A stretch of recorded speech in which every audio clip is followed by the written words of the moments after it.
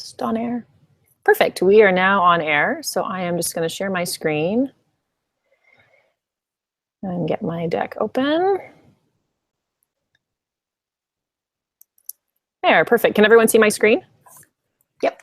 Wonderful, wonderful. Well, welcome and thank you for joining me today for this MAD PD session. We're kicking off the day at 8 a.m. bright and early on a Sunday morning. So I appreciate those of you who have gotten up to join us here today. There are two hashtags for the session. The first one is hashtag MADPD. And I am using the one all uppercase. The second hashtag is Connect to Learn, and both of those hashtags were shared in the chat box if you're able to see that. And I want to start by thanking those who have joined us live today, and I'm going to give you a second to introduce yourselves in a minute. And I also want to thank those of you who are watching the Hangout on air live right now. So why don't we go ahead and get started? And since I am looking at my slide deck, I'm going to trust that you guys can go ahead and introduce yourselves one by one. And Helen, why don't we start with you? Caught me without my mic on. Oh, good morning. Sorry. Helen DeWard here in Central Ontario, enjoying another rainy day, and happy to be here to learn and talk about A Kid's Guide to Canada. Nicole, do you want to go? Sure. Hi, I'm Nicole. I am in southwestern Ontario. Currently, it's actually sunny here this morning. No rain in the forecast. I teach grade 5, 6, 7, and 8, and really I'm involved in connecting through multiple areas. So thanks for having me, and I can't wait to learn more and share more about the things that we're doing. Wonderful. How about Rola? I'm going to get my mic. Good morning. I'm Rola Tupshirani from Ottawa. I teach grade 6 French immersion. And I really enjoy learning with my students and connecting with online experts to collect more data for our learning and to solve many problems and take actions to our problems and hoping to impact other students as well. Wonderful, thank you. And Erin. Good morning, I'm Erin O'Rourke. I'm just from outside of Ottawa. I teach grade 7 and 8, just about everything. I'm a core French teacher as well as a planning time teacher, and I just love getting them involved in as many things as I can, especially on the French side, because most of them come to me having already decided that they want nothing to do with it. So anything I can do to pull them in, I go for. Amazing. Wonderful, and no one else has popped in on me, right? I'll take that as a yes. Correct. Perfect. Perfect. Wonderful. Well, thank you again for joining us today. So we're going to go ahead and get started. A Kid's Guide to Canada was first conceived 2 years ago by a brilliant educator named Kathy Beach, and I have had the privilege of working with her for the past year, actually, to bring this project to life with a team of fantastic educators, many of which are here today, and of course, a whole bunch of volunteers and teachers working provincially as ambassadors to share this incredible project. So I'm going to tell you all about it. Kid's Guide to Canada is inviting all elementary teachers and students across Canada to help create our first ever multilingual, multicultural, interactive guide to Canada made by kids and for kids. We are inviting all K-8 students in the country to introduce the land and people of their communities to the children of Canada.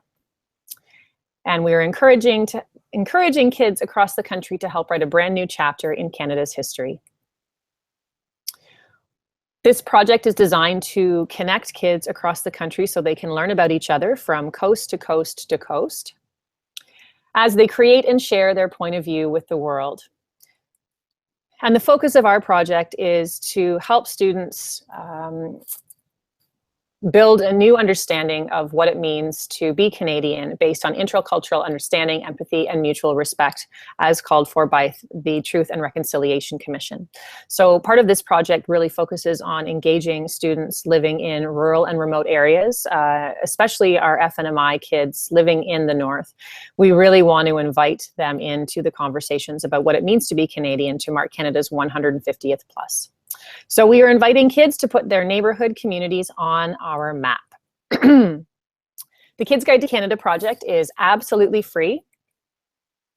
It's cross-curricular, inquiry-based, multilingual, as mentioned, inclusive,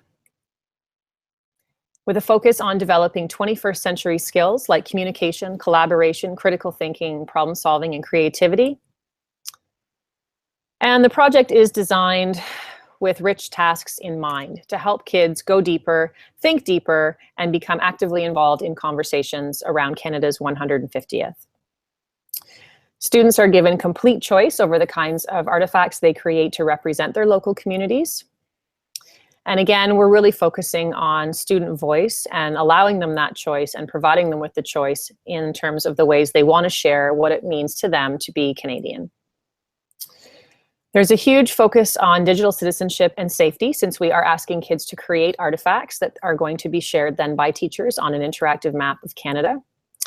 And I'm going to speak specifically now to each part of the project, and I'm going to start with the main part of the project, and this is the main activity, and that's creating community introductions, which is an opportunity for kids to create artifacts and share those artifacts on an interactive map hosted by Esri Canada. There are 2 additional activities if teachers want to continue on with the project. One of them is connecting with classes across the country, which I'll speak to shortly. And the third set of activities really help kids develop a sense of identity, as well as teaching them how to engage in conversations across cultures. And then, of course, there were several resources and lots of information about digital citizenship and safety online. So as mentioned, we have a whole wealth of instructions, resources, and videos to support teachers and students throughout every aspect of this project. And let's dive a little deeper now into the first part. And this is where kids are introducing their local neighborhoods to the children of Canada by creating a whole variety of artifacts that will then be shared by the teacher on the interactive map hosted by Esri Canada. So each one of the dots on the map represents a class that has shared content on the interactive map. And as a teacher or a student, you can visit the interactive map by visiting our website at kidsguidetocanada.com. And as soon as you click on one of those dots, an information box opens up on the left-hand side of your screen with details about that particular school and that class, with a focus on the First Nation treaty land, the languages spoken, as well as important information about that particular area in Canada. And of course, you then have access to all the artifacts and photographs that were shared by that class to tell about what it's like to live in that part of Canada. I'm going to share a short little video with you now so you can get an idea of the kinds of artifacts that kids are creating across Canada.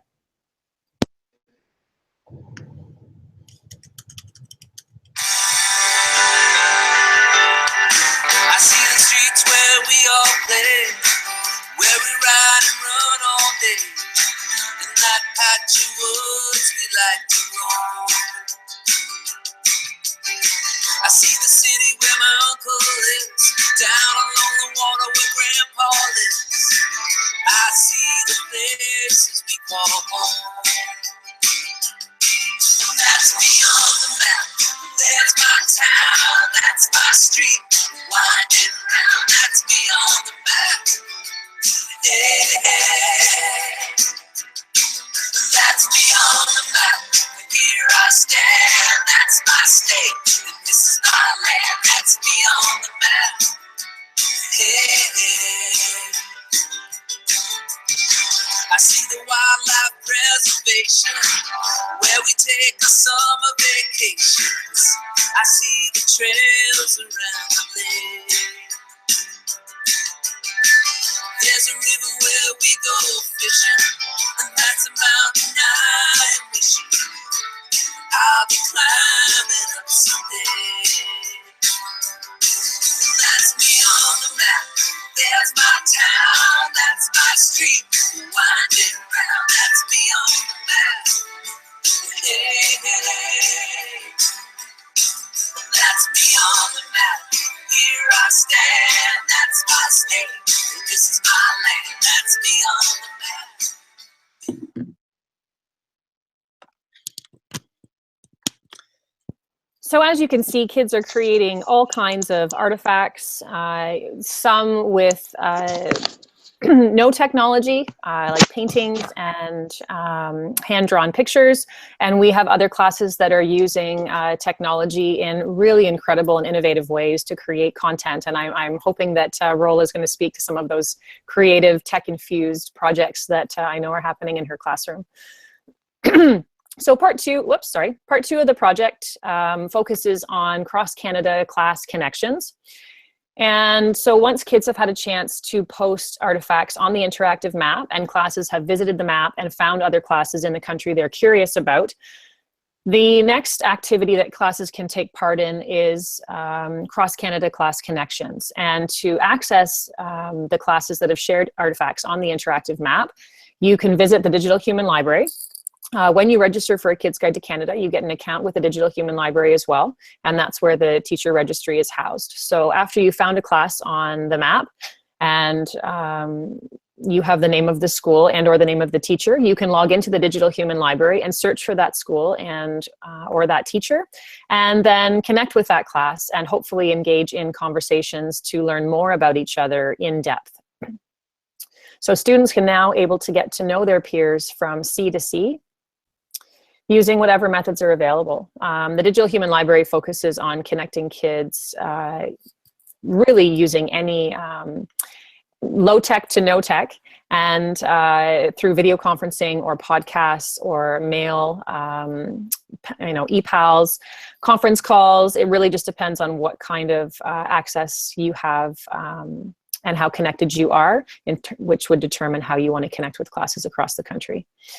We are also providing extra support for classes who live in remote areas who may not have access to the internet. We have proudly partnered with Contact North, who has offered us their remote connected stations that are sort of scattered throughout Ontario. So definitely supporting teachers in Ontario there, and classes who don't have internet access can go to Contact North and take advantage of the service that they are offering in support of the Kids Guide. And we've also created other opportunities for classes who live in rural or remote areas to mail in content that we will then post on their behalf if they don't have access to the internet. And more information about how to share your content if you are living in a remote area can be found on our website. The third part of the project includes the learning activities on the three themes that I'd mentioned earlier, the Kids Matter, cultural connections, and digital citizenship and safety.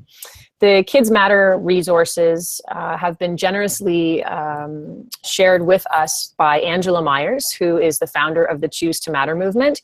And the whole focus on Kids Matter is encouraging students and supporting students as they find their voice to share their genius, to share what it means to them, to have a voice and to have a say in shaping what our country is going to look like for the next 150 years. So there are lots of activities there to support conversations in class with kids to help them find their genius and find that voice. We also have a number of resources that support conversations around cross-cultural communication. And that's really important, especially knowing how diverse Canada is as a country, and engaging with First Nations, Métis, and Inuit students is not the same as having a conversation with your class down the hall. So it's really important to understand the cultural differences that you're going to encounter when you work with different children across the country, especially if you are engaging in those face-to-face conversations via video conference or other means using the Digital Human Library. And then, of course, we have a whole collection of, again, information resources on digital citizenship and safety. Helen is here tonight, or this morning, and she has played a huge role in creating a lot of content that teaches kids how to attribute their own work using Creative Commons licenses, and there's a lot of information and resources on our website about digital citizenship and safety. So along the lines of safety, it's important to note that there are no student accounts with the Kids Guide to Canada. Teachers are responsible for posting content on behalf of the students. No individual student data is collected, and there is no way to access individual students through the map, and students do not have the ability to post content or messages. Further to that, all teacher accounts are located on a private and secure Canadian server, and teachers must meet all local district requirements and acceptable use policies prior to sharing any content or work created by students on the interactive map or engaging in any of those cross-cultural conversations using the Digital Human Library. So today is an invitation to join us in marking Canada's 150th plus birthday by focusing on the future and Canada's possibilities, because we want to encourage, again, student voice and student capacity for intercultural understanding, empathy, and respect as called for by the Truth and Reconciliation Commission. Our goal is to build a better Canada for the next 150 years, and we are inviting all K-8 students to help us do that. We can't wait to see the places that we are going to go and where kids will be able to travel to across the country, and of course, all the amazing things that they'll create and achieve. To learn more about A Kid's Guide to Canada, you can visit our website at akgtcanada.com, or you can follow us on Twitter at akgtcanada. And finally, another shout out to all the Canadian elementary school teachers from across the country to thank you for helping to create such an incredible project and create such an incredible opportunity for kids across the country. And a huge thank you to all of the support that we have received from a number of organizations. We are over $250,000 worth of in-kind support, and these are the organizations that have helped make this project possible, and we couldn't have done it without them. So thank you very much. And I am going to stop sharing my screen here, and we'll come back to everybody. There we go. All right, so at this point, as I promised, short and sweet, 15 minutes. And what I want to do now is open up to a conversation with those of you who have been able to join us. Oh, I see we've got, thank you, Mamoon is here. And who else is here? I can't see. Is that Maureen? Oh, yeah, I can kind of see half of Maureen. Thanks for popping in this morning. So I want to open up to a conversation with those of you who are here just about some of the ways that you've engaged your students in the Kids Guide to Canada project, or if you want to speak to some of the cross-Canada connections that you've been making, or alternatively speak to the kinds of things that you've been doing as a part of the Kids Guide to Canada team if you're on the team. So I'm not sure who would like to go first, and I don't want to call anyone out, so I'll wait. All right, Rola's gonna go. Thanks, Rola, you're the best. Sometimes.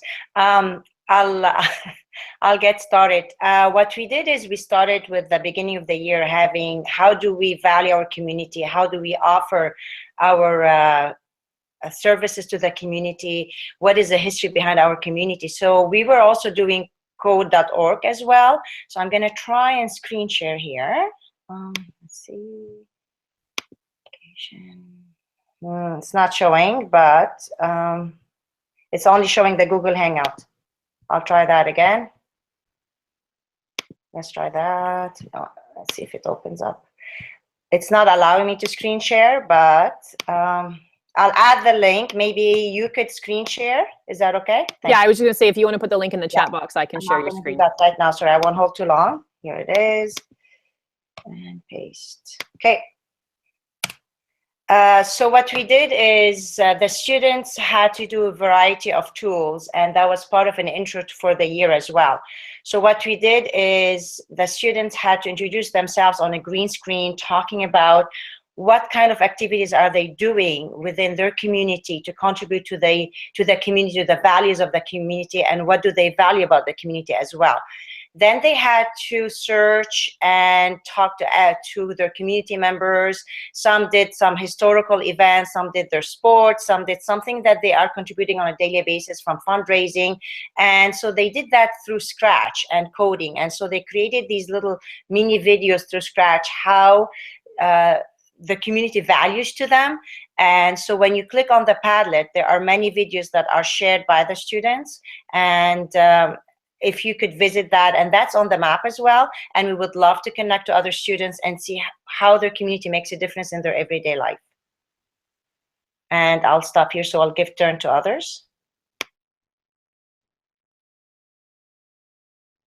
Thank you, Rolla. That is really exciting. And that and maybe Rolla, you can tweet out the link to that so people can take a peek. And then of course it's on the interactive map too if they want to register for the project and learn more about your kids and the kinds of projects you're working on. Who else would like to talk about what I see Maureen's getting, it looks like you're turning your mic off. Sweet. All right, I'm going to be quiet now. Is it on?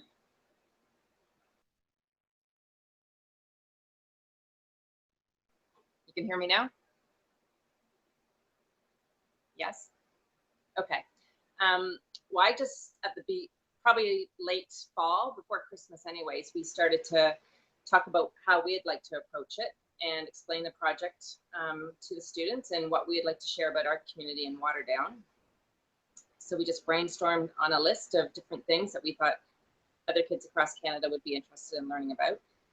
And we came up with a list of 7 or 8 things, and then the students honestly just picked the group that they wanted to be a part of and started to brainstorm what would they actually like to share. So things about if you came to Waterdown, what would you go to visit? Or what we do just in our everyday life in Waterdown, the places that we visit. We had a group just sharing about our school. We had a group sharing what Waterdown is like throughout the different seasons. We had a group work on showing Waterdown through using Minecraft.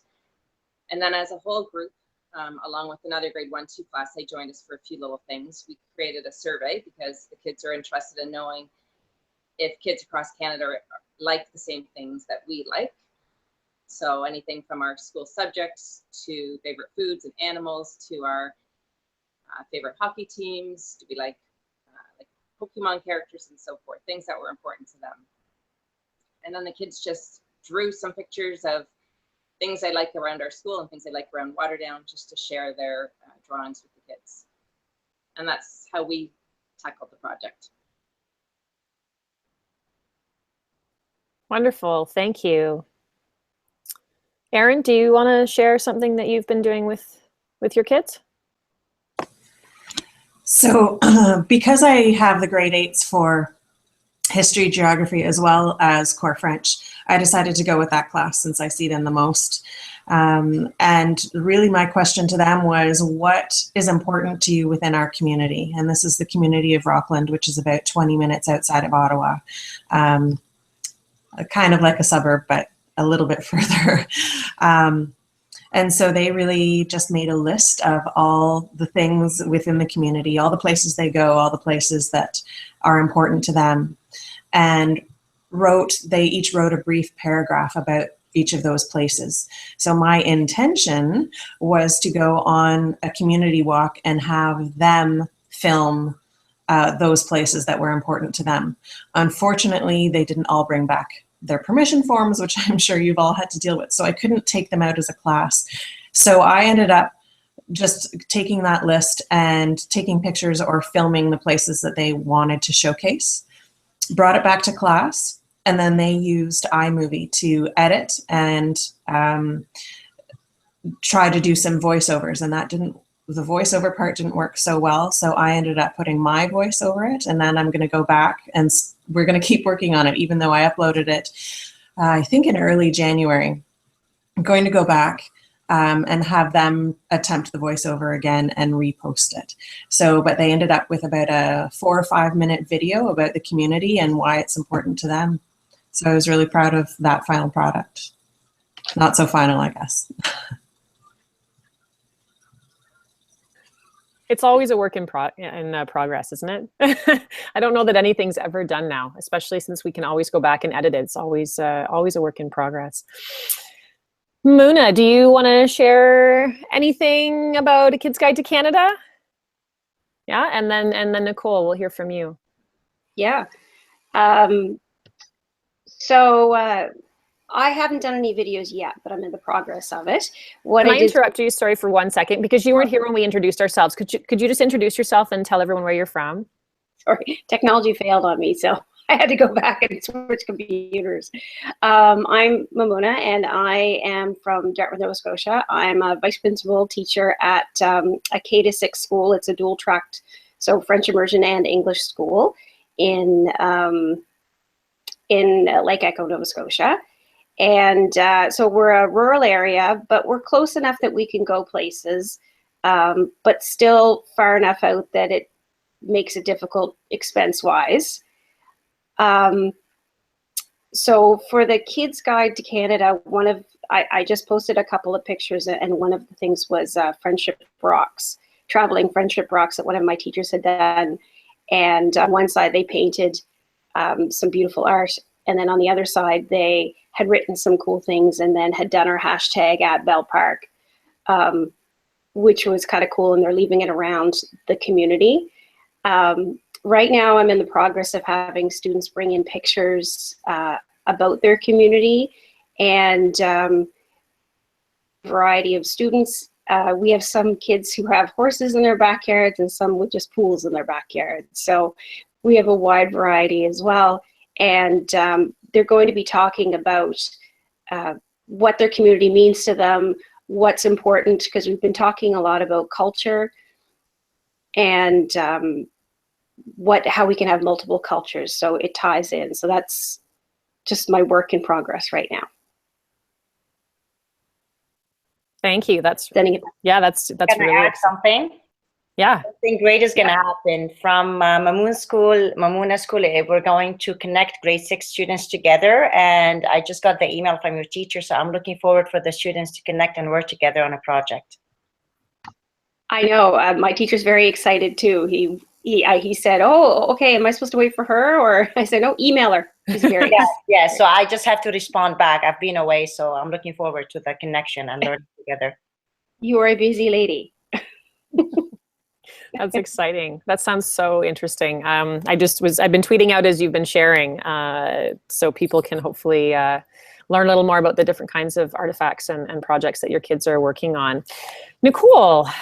Hi. Hi. Do you want me to share my screen and show the different? Yeah, I shared two examples with you. We started more globally in grade 5, 6 this year. My 7s and 8s, I haven't hopped them in because I only see them for language, and I know that that's a huge connection. I'm a little different because I only see them till 12:05, and then I flip to 5, 6, and every so often I have a grade 2, 3 in the mix. So I'm kind of doing a mixed bag of tricks this year. But the one thing we've been doing in our grade 6 class is starting to look at Canada as a whole.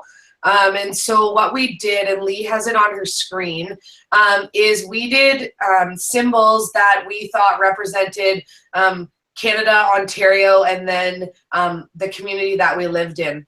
Because we're such a rural school that we had kids in multiple places. This one obviously is Listowel, and they shared them in different ways. So pictures, slideshows, they're just finishing those up. And the idea was to think of images or places around Canada and then Ontario and then our home community that they felt were a good representation of who we were as a community. The minor soccer, if you catched on the other one of the boys is really obsessed with Letterkenny. If any of you know what that is, it's more of an adult type thing, but they're obsessed with that, so they linked that to our area. And so our school is really unique too, and I don't have an example of it, but we have a pathway that leads to our arena, so we can go there. So we actually had kids out with an EA walking over to the arena to take pictures of our school. These are the two that I just had right now. As you can see, we're working on our works cited to make sure that we have Creative Commons done. It's not amazing yet, but for a group of kids that has just started that, we're there. Also in the future, we want to share some more stuff about our community. I'm starting with the grade 2, 3s on Tuesday, and we're going to actually do the community quilt so that I can see what their difference is, and then we can get those posted. Oh, pictures, yay. I'm trying to get everybody. And I caught you. Perfect. Oh, that's awesome. That's where we are. And I get the emails every week and I'm like, oh, I really need to do that. And so I'm loving seeing all the stuff posted. I love connecting. So even though I don't have much done right now, I would love to connect with other schools. Just working on fitting it into the crazy schedule that I run. Awesome. Thank you. That's amazing. And Helen, love to hear from you. Whatever you want to share. You've played a really. Well, I have the benefit of teaching new teacher candidates at the faculty that I work with, and just introducing them to authentic learning in action, the models of the people that are here that are engaging their students in real ways to make a difference for their students, and being able to share that with new teacher candidates who may not know the impact that small projects can make like this. So I commend all the people who are here in the room with me, but those who are also involved in the project, because you will model for new teachers what it means to be collaborative, to be engaging, to be connected, to think beyond the walls of the classroom. So for a Kids Guide to Canada and new teachers, I think there's a great model. I'm also very actively involved with Creative Commons. I just attended the Creative Commons Global Summit in Toronto, and we were talking about Creative Commons teaching students and teachers and parents, spreading the word about how Creative Commons can make a difference for them. And they were quite impressed with the work that a Kids Guide to Canada is doing. So the word now is spreading across the globe about how they can engage in real ways, in meaningful ways, with Creative Commons as well. So it was really nice to be able to have those conversations at the summit, specifically about a Kids Guide to Canada. Excellent. That it really, the work around, sorry, let me start that again. The focus on sharing with kids how to attribute their own work and how to respectfully and purposefully remix content they find online is such a hugely important topic now, and maybe should have been a few years ago. But it's so important to me, and I know to the project, that we're having those conversations and really focusing on how we attribute work that we create and also remix in online environments. So I don't have any other questions unless there's anything else that any of you would like to share before we wrap things up. Okay, I do really appreciate you coming and spending your morning here talking about a Kids Guide to Canada and the ways that you've been involved. And I also appreciate the support that you've given to the project. I know 8 a.m. is early. Before we started today, we were actually having a conversation that at the next MAD PD session, and Peter, if you're listening, it needs to be promoted that on Sunday morning it's hats and hoodies. So none of us have to get up and actually do anything. We just show up in hats and hoodies. So I think that needs to be a part of your promotional campaign next year. And anyway, I am going to wrap things up. Thank you again for joining us, those who are watching now and those who have been here live. If you'd like to learn more about a Kids Guide to Canada, you can visit our website at akgtcanada.com, and you can follow us on Twitter at akgtcanada. We do encourage you and your class to take part. This is a once-in-a-lifetime opportunity to involve your students and have their voices heard to mark Canada's 150th plus by creating our first ever multilingual, multicultural, and interactive guide to Canada created by kids for kids. So thank you again for joining us, and I look forward to seeing you on the map.